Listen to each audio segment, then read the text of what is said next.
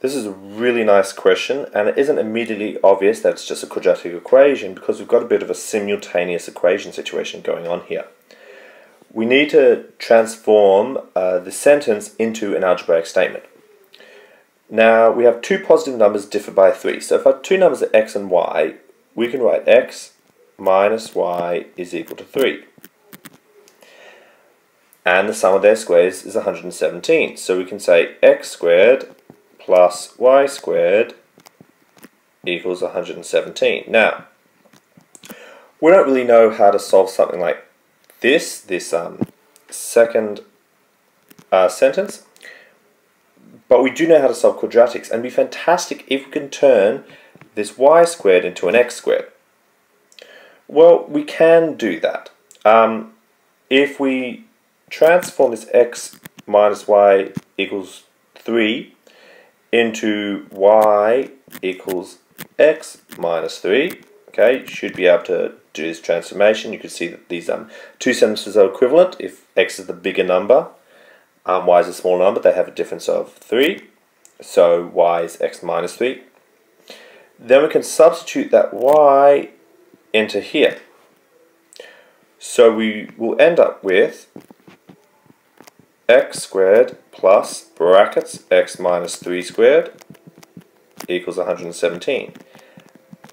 Now this is looking better. It's not our quadratic equation yet, but we know how to manipulate these algebraic terms into something that we do like. So obviously first is to expand this square. We should be able to do it the short way. X squared, don't forget our x squared from here. So we have x squared. Now minus 3 times x is minus 3x, double it is minus 6x, and minus 3 squared is positive 9. Okay, we can do it the long way, but you'll still end up with this, equals 117. Now, what we're going to do is going to combine these two terms, and we're going to shift this 117 over here by subtracting it, and we'll end up with 2x squared minus 6x minus 108 is 0. And we have a quadratic equation. We can actually go slightly better here as well, because we notice that we have a common factor of 2. So we divide both sides of the equation by 2, and that says 0. We are left with, I'll just split the page here, we're left with x squared minus 3x minus 54 is equal to 0. Now, this is something that we should all be able to factorize. Two numbers multiplied to give 54 and have a difference of 3. Obviously, that's just 6 and 9. So we can factorize this to be x minus 9, because the bigger number is going to be negative, times x minus x plus 6 is equal to 0. Then we either have x minus 9 is 0, or x plus 6 is 0.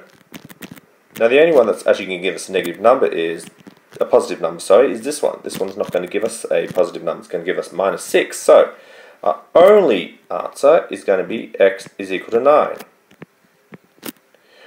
Almost done. We need to find two positive numbers. Since y equals x minus 3, y will have to be equal to 6. Now, we really should double check this. These two numbers have a difference of 3, so we're fine there. But what is the sum of their squares? Well, x squared plus y squared is 9 squared plus 6 squared, which is 81 plus 36, which is 117. So we got it right. Yes.